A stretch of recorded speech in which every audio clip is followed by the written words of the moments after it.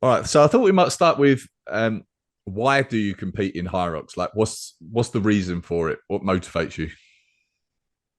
The reason why I compete in HYROX, I do the last. I'm 44 years old, so the last 25 years I did a lot of endurance sports, like triathlon, like OCR, like running events. But mostly I did triathlons in the Olympic distance. I was a police officer, and then I was in a very good team in Germany, and we do a lot of triathlon. But the family comes with two childs, and then the time is more valuable. So you have not that time to go 3 or 4 times swimming a week. You have no time to ride 400 or 500 k per week. Um, I do this kind of like sport, like some lifting, some endurance, and that stuff. I do it nearly similar to HYROX, without HYROX, especially without HYROX training. So HYROX is for me a good combination from power and endurance, and I like this combination very much. And I think I have a good base, a very good endurance base, to do it very good. Have you always done like strength work? You're a very big, muscular guy, which you don't typically think of for someone like doing triathlons and Yeah. everything like that. But have you always been like that? Yes. In case of triathlon, I was the heavier athlete in triathlon. I'm always about 78 to 82 kilos, and but I was very good on the bicycle. So the 40K I could smash with a lot of power. So I did very, 3 or 4 times a week. I did every time my power sessions, my weightlifting sessions, my back squats, my bench press, my pull-ups, my push-ups. I do it in the last years every week. I did it similar, or did it half to endurance, and I always did a lot of muscle training. And I was not the guy who spent hours and hours with just running. I take a very big look at my healthy, that I am healthy and fit, and Mm-hmm. so the muscular in my back was very important, to train my back and the abs and everything else around this endurance part. Okay. You said like you're 44, so have you done endurance work really like all your life since you're a child, largely, or is it something that's No, I started playing soccer with 8, and then 14 years, to 22, and that I get injured with it was a little injured, but I say at this time, no, now I'm canceling complete soccer. It's too dangerous. I did motocross. I drive a lot of fast cars, and nothing happened. But in soccer playing, always I get every week different injuries, and so I say, okay, now I'm canceling, and I do a lot of mountain biking, running, football, basketball, a lot of sports as I was a child in my youth. A lot of sports with a ball. I just run every day. I came from school, put my bag in the corner, throw my bag in the corner, and just go out and run. Also I trained never special till at the beginning to 24, 25, I started to do most triathlon training in a professional way. But till this time, I just go out and run and bike and make a lot of push-ups and pull-ups, and nothing special. okay? I was the same. I played football, and then as soon as you started getting injury after injury and like Yeah. tore my ligaments, the heart's not in it anymore. It's like Yeah. I'll go and do something with less injuries. Yeah. How old, Um, how old was you? Were you get I injured? I was in my 30s at that Yeah, point, and okay. I tore my ankle ligaments, and then like tried to play a season after that, but my heart just weren't in it at that point. Okay. Yeah. Um, what was your best Ironman time? Sub 9. It was 8 hours 58. Okay, all right, And nice. it was a big deal with my wife, so I have to go sub 9. She prayed for it because I said if it got over 9 hours, I do it once again. So she was happy that I get sub 9. Are you like you mentioned you were in the police previously? Are you basically like a full-time athlete now? Is that what you do? I was 22 years police officer, and this year I canceled this job. Everybody Okay. in Germany says, "Oh no, Luke, don't cancel this safe job." But at this time, I do a lot of work for ESN. So not only promotion, so we are working close on new supplements. That's a big job of myself, and then I run the athletic camps now all over the world. In Birmingham, we have the next one. In Germany, in Portugal, in Cyprus, next year in Kenya.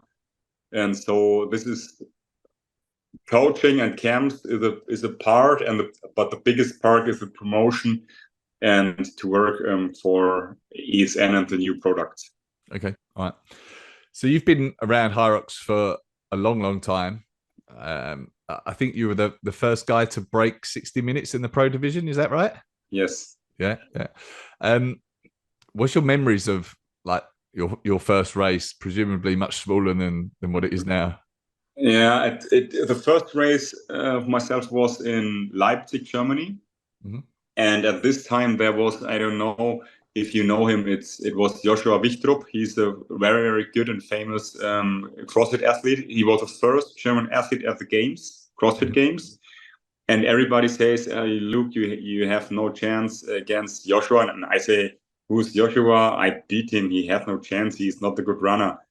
And the first head-to-head race against Joshua was in Leipzig, and the sleds were so fucking heavy. I lost. I got second at this race in Leipzig because the sleds were unbelievable heavy,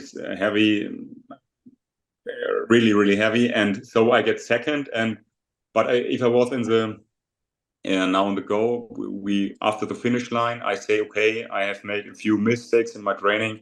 Since now I will win every race against him and against the other athletes. And then there was a lot of races. I get first and second, but we have to say at this time, HYROX was not that important as it is now. So now it's very hard to win a race. But yes, it's my memories. It grows a lot. But I know it even 5 years ago. I know, okay, this concept of this HYROX sport will involve a lot of people, a lot of sponsors, and I know it 5 years ago that this would be a big hype. Okay, you could see it was going to grow like it has. Yeah, yeah. Okay. What's the favorite place that you've raced in that time? What's it like? Have you got a favorite memory? Yeah, it's not long ago. Anaheim. Mm-hmm. The last chance qualifier in Anaheim was very cool, but I was already injured in Anaheim, so it was very good that my calves and my hamstrings were in Anaheim. It was close to a big injury, but it was a very good race in Anaheim. And then other races, World Championship in Oberhausen, Germany. And then, some Elite 12 races against Hunter McIntyre in Hamburg. Mm-hmm. That was an epic race. And Washington, D.C. was also a good race. It was a good performance, but in the end, I make some mistakes after the lunches. But Washington, D.C. was also a very good race. So 3 or 4 good races, I remember. Okay, I was gonna like ask you about Anaheim and then the injury. So you like for people that aren't aware, you raced in Anaheim at the Last Chance Qualifier last season and won convincingly. It was like a very impressive performance. But you were actually injured at that point for that race, were you? Yeah, I the last 4 weeks before Anaheim, I just do my endurance training on a bike erg and on row and ski erg, and it was a little bit funny because at this time I've trained not much running. Ryan Kent and Rich Ryan were at my home base, trained me together, and they always ask, "Hey Luke, why do you not running?"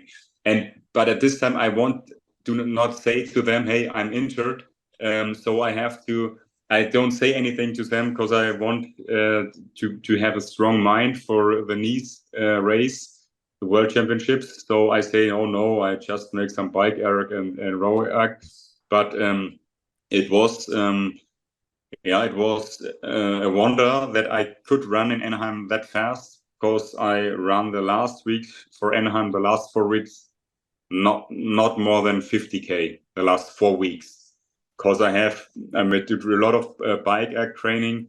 It was, now it's getting better and better. I think in 4 weeks I'm still recovered to Amsterdam. I will start there till the hamstrings were back on stage, I think, in a few weeks. Okay. This is like a topic that's come up a few times on this podcast, about like training around injuries and not being able to run and using the bike and the ergs in place of that. Do you feel like you can keep a reasonable amount of fitness and a reasonable ability in HYROX if you can't run for a while? Like, do you think the bike and the ergs are a good substitute? I think for a few weeks it's okay, but if you are injured and you can run about 6 to 8 weeks, I think it's not possible to be in the elite 15. Mm-hmm. So a few weeks you can cover the training with the ergs, but if you cannot run, I think if it's over 4 or 5 weeks, it's could be hard to get a running performance in an elite 15 race. But if you say, okay, I just want to finish with 1 hour and 3 minutes, it's okay. But if you want to go sub 58, then you have to run 30, 40 or 50K minimum per week. Mm-hmm. You took well, actually, sorry. Just before we move on, the race in Nice, like, which you had to pull out of the World Championships fairly last minute, was that presumably that was like a really tough decision to make at the time? It was hard, was it? Yes, it was. I was Andy Kreisel. He's my training partner, manager, and he's always with me in Anaheim. And I do the last hard run in Nice. We do it on the beach in the evening. Just we make some things around about 3:20, 3:30, some intervals. And I was really 20 minutes. I make good stretching, good warm up. And then I go a little bit hard, 95%. And then it was not possible to walk after this 3 or 4 times I go hard. Yeah, it was. My family was also very down because I was so hard training for that, and I was in Anaheim, in Washington. I was all over the world, and the hardest thing for me is if I'm single, that's not the problem. But if I leave my child at home and the family, that's the hardest thing for me. So it was very, disappointing for all of us that I could not start at the Worlds in Nice. Yeah, I can imagine. Like you mentioned your family, and you took a couple of years sort of away from HYROX up until last year. Was that just like family reasons?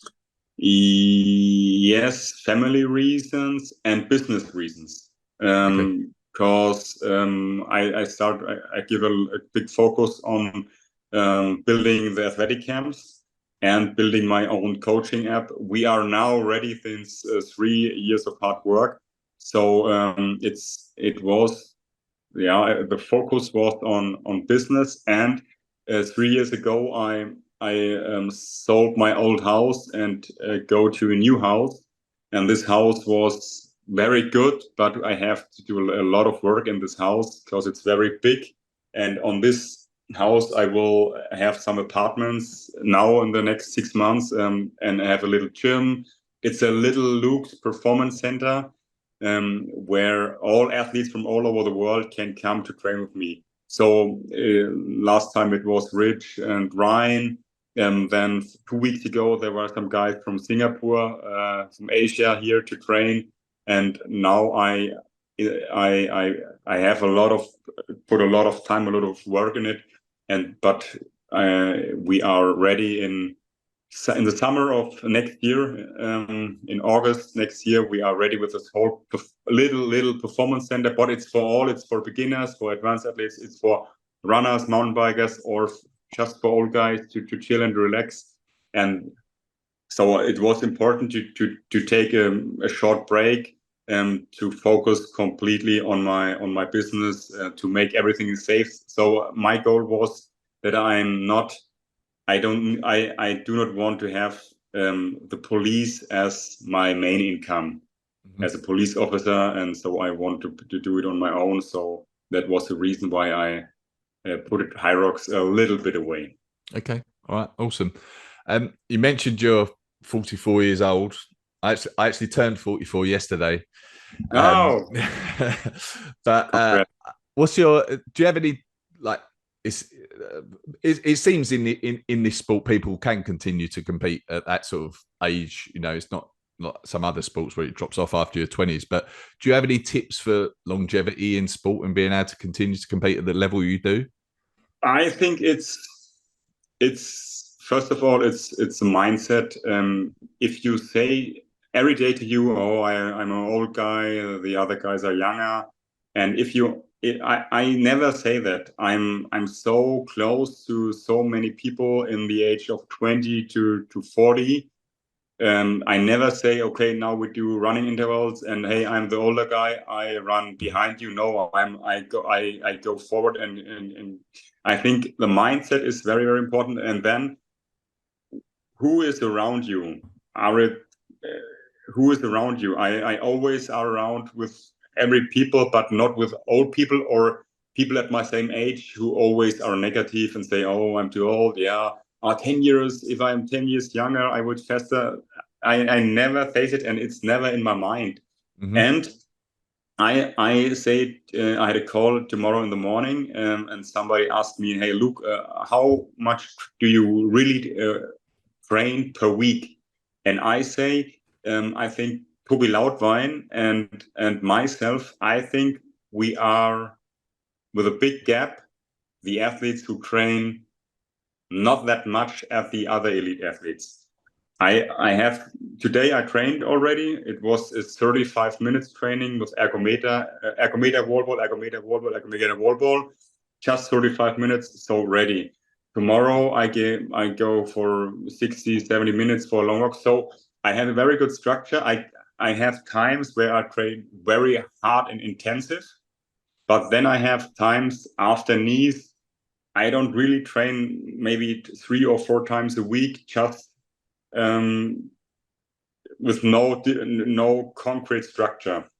So I think I have minimum 4 months per year where these months are very, very cool down, no stress, no pressure to train. Oh, I have to train. And I think that's the key factor is you have to take your breaks, right? And but it's clear I cannot take break, and I'm elite 15. So you have to make the right key sessions. You have to sleep very good. I think a lot of people say, "Hey, Luke, only supplements." No. Supplements are 3 or 4. One is sleeping, training, sleeping. I am a big fan of ice baths, and then the supplements. Supplements are very important, but we are talking about a few percent. So I think the whole life package and your mindset in being an athlete, being a family man, and you have to be true to yourself, and you have to stay always positive. That's my my tip for every man who thinks he's old. All right, I love it. if you're relatively low volume in training, like once we get into the season and like you're out of off season, do you feel like it's a relatively high percentage of high intensity work that you're doing? Like so if 35-minute sessions, is it quite high intensity to get the benefit from that, or are you still doing a mixture of slow and steady? Or today it was it was around about 85% of my max head rate. It was very intensity, but I could only do 35 minutes because I have appointments or and calls. If the shorter the training is, the harder the training is. But I do a lot of sessions in the evening, just maybe 2 times 4,000 ski. Then I go directly into 4,000 row. If I have no time, I make always hard erg sessions for 30 minutes. That make 5 times a week. And if I have more time, then then I take some parts of HYROX sessions. But Toby, for example, does every week a full HYROX every Sunday or Saturday. I don't do that. I think I've done it three times in the last 5 years, a full HYROX in my training. Okay. So if I make HYROX, I make it half, or just from 1 to 4 or from 5 to 8. And I go 5K running, then I go make a half HYROX, and then I go 10 or 15 minutes on the bike erg for a cool down. Okay. Do you think that you and Toby, for example, are able to do lower volume because of all the work you've done over the last like 20, 25 years? Or is it that you just actually don't think that HYROX athletes need to do as much volume as they are at the elite level?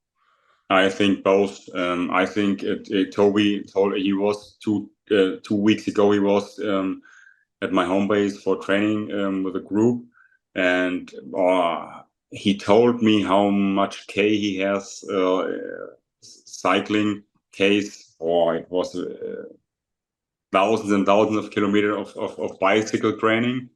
And I think that's a big part of Toby. And if I think about my training, I did a lot of running training since I was 10 years old. So 3 to 4 times football or soccer a week. And then if the people are, if my training partners go 6 o'clock, we meet us for football training. So I go running 5 or 6K before that football training. And this I'm making, so I have 3 to 4 times running, 3 to 4 times football, 10, 12, 14 sessions a week, just running, sprinting. And then we do tennis, we do basketball, we ran the whole time. And before these sessions, I always go by myself for a easy running after or before a ball session. And I think that I did it over 10 or 15 years. So I think that was a very good base now to have a very good endurance base for HYROX. Okay. You mentioned ice baths.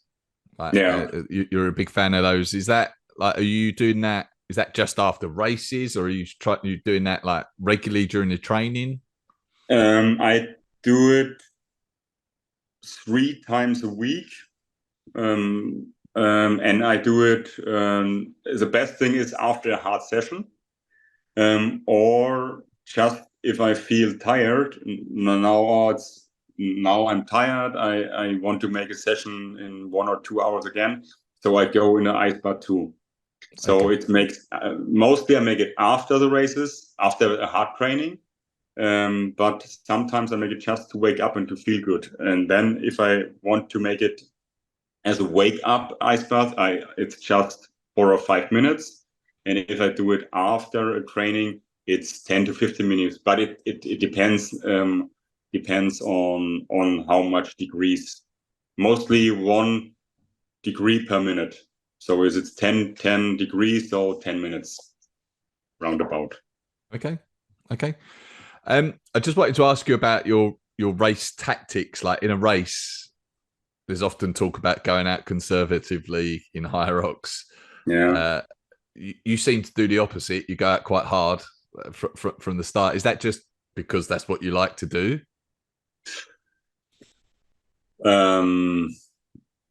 I think to go hard at the beginning from the race, it's the mindset thing too. Because if I ran with, I have to say at this time, I think everybody goes really hard instead of Tobi Lautwein. He comes, makes slow, but he has to change his race tactic. And my race tactic is always to go hard. And I think this race tactic is now similar to all elite athletes. I imagine, I look back on Cologne this year, HYROX Cologne, it was a crazy start. I really go hard, but I was 7th or 8th at the ski erg. So I think if you go too slow, this performance from every athlete is so high. Everybody runs a 3:10 or 3:15 in the first K. And then after this first K, everybody moves to 3:30, for example. So I think everybody has nearly the same race tactic. And you cannot say, okay, I do slow on the row act now because I want to make some rest, some break. I think that's bullshit. In HYROX, there is no break and there is no tactic to go slow. I think the people who want to go slow are not on the podium. Yeah. This definitely seems to be something that's like evolved over the last couple of years at the elite side. It's just like harder and harder from the start, and then just hang on. Where does your mind go in those races when, like, it's in the middle of the race and it's getting really, really tough? Is there a certain place that your mind goes to help you in those moments? Oh, yeah. I think the biggest my slogan is God first. I believe in God, and for me it's really clear. So I say to me, I give everything I have, and if I should win this race, then I win this race, and if I should get 10th or last place, then for me, it's important to give everything in this race and not to say, okay, now I'm 3rd place. Come on, just finish the race. It's equal. So for me, it's always to give my best in this race. In Germany, in Germany you say, der Mensch denkt, Gott lenkt. It's in Germany. And German language. So I do everything I can, and the rest has to do the big boss in the heaven. So that's simple. It's my whole life is I give everything I can in every single situation, but I don't have to be disappointed if it's not so. So if I compete in Nice and give all my best and get last, then it's so. So you have to be good with that. So that's my biggest mindset thing. So give everything you have, but if you do not finish first, then it's a learning lesson. Not only in the race, it's for life. Yeah. Okay. Love it.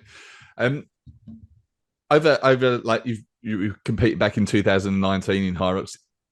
If you think about your training, like, were there any mistakes that you think you've made in early years and that you've learned from? Like, what are some of the main changes that you've made in your training that you think people can benefit from? Yeah, very, very good question. If I look just to my training, then there's one problem. I write my own plans with Rody, and I write maybe 8 training sessions a week, and I always just make 5 or 6 training. So if you have a coach, if you have a instructor, structure in your training, then there is no there's no joker. So do every workout and have maybe, I think a good choice is you plan your week, maybe for example 6-1 or 6+1, 6 sessions plus 1 optional session. So this 6 sessions you have to do, and this 1 session is okay, if I'm fit, if I have enough time there, do this plus session. So this is a very big thing, a good structure and not that much pressure on every session. And yeah, do the sleds, no, sleds. And my technique at the sled pull was not the best, and my technique at the wall balls were not the best. I did small faults, small mistakes in 3 or 5 technique things, and mostly you do in your training the sessions or the workouts like running, you are good, and you have to do more sessions you don't like, and I think that's a good part of me. So I have to do more sled pull, more wall balls, and stuff like that. So more things, you have to do more things you want to do. Mostly. Yeah. Okay. All right. A few questions that we finish up on. What's been your best sporting experience throughout your lifetime? The Ironman in Roth, Germany. This was a very, very good experience. Then the 24-hour toughest mudder in Las Vegas. We finished second in a team. This was a very, very, very hard race. 24 hours. It was absolutely crazy. I get injured. I get bleeding on my eyebrow, and my hands were bloody 20 hours, and that was a hard experience. Then I did a lot of 24-hour races in swimming, in mountain biking, in running. So I think this were very hard experiences in sport. But I remember it's nice to remember these experiences, the 24-hour races and the long distance races. Gives us a very good mindset for all the other sports. So if you do a 24-hour race to the desert in Las Vegas, it's ridiculous to make a 1-hour HYROX. Yeah. Funnily enough, my next question was going to be, what's been your toughest sporting experience? Is it one of those 24-hour ones? 24 hours. Yeah. Swimming, I did 24 hours swimming one time, and everything was cut off, and because of the I think the swimming events, 24 hours. The 24 hours event was a tough, world's toughest mudder. The name says it all. So, and in the police, there was a police officer. We have several good tactic workouts. They not only were very hard with a mindset. So it was very tough. In the evening, you have to fight with dogs, but not dogs, with a, how do you say it? Muzzle, yes. And such things you have to do that over 3 or 4 days, not only 1 day. So you have no food, just a little bit water. Wow. And now you have to go 3 or 4 days hard. This was time at the police officer, and this was tough competitions too. Okay, wow. What's been the best piece of advice that someone's given you or you've discovered while training for HYROX? Yeah, as a beginner, you have to combine running and ergometer. Do not, as a beginner, don't start with 5 times running a week. And do not go to Ks. Don't say, oh, tomorrow I run 10K. Say, tomorrow I run 30 minutes. If you are a beginner. So combine, and if you are a beginner, combine running and ergometer. if you are an advanced athlete, then minimum reduce the ergometer part and put running, a lot of work in running, a lot of time in running, and do a lot of, you have to split the whole season in the off season, pre-season, in season.